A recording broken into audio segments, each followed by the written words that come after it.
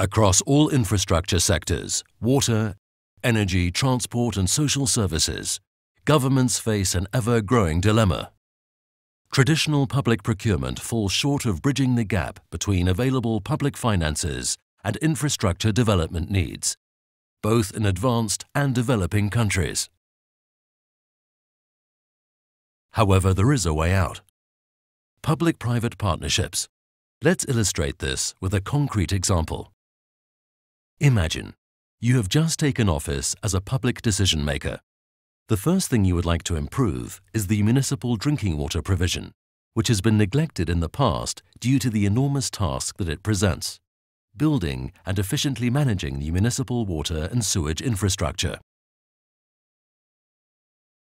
To tackle this challenge, you decide to share not only the construction of the municipal water and sewage system, but also its financing and its operation with the private sector through a public-private partnership agreement. Public-private partnership does not mean the privatization of your water services.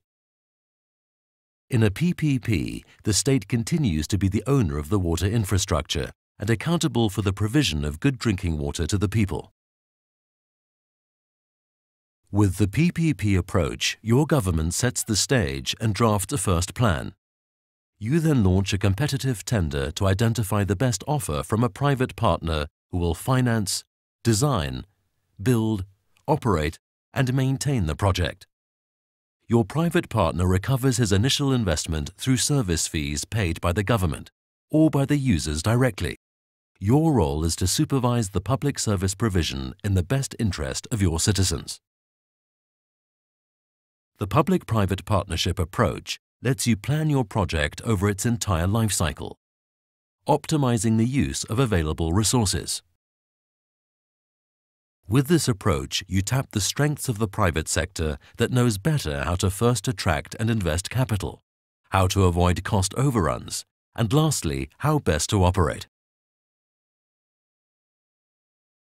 Finally, public-private partnership allocates specific risks to the partner that's in a better position to manage them, and these are tailored to the individual project. You, as the public actor, are best suited to control such risks as permits, legal frameworks, and changes in jurisdiction and regulation. The private sector mitigates best risks related to design, cost-efficient investment, operation, and technology. Certain risks have to be shared between both the public and private sectors, for example, sufficient user demand for new projects, or force majeure. Public-private partnerships are complex legal and financial arrangements. To create a successful partnership, a government should implement a set of good governance principles. The most important of these are: put people first. Start with assessing user needs. Projects must be economically warranted and involve all concerned stakeholders.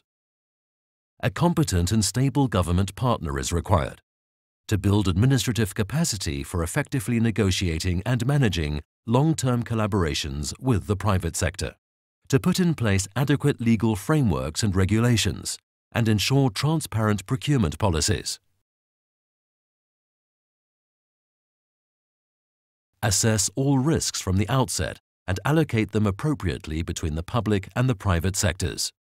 Don't forget to mitigate any substantial risk to the environment. Public-private partnership can be compared to a football game, where the government sets the rules and acts as referee to ensure their compliance. Those in the private sector are then able to compete against each other on the football field, for the benefit of the spectators. The game ends with the expiry of the PPP contract and the handing over of the public service back into your hands. If your citizens were satisfied with the game, why not continue and organize the next tournament with fresh players?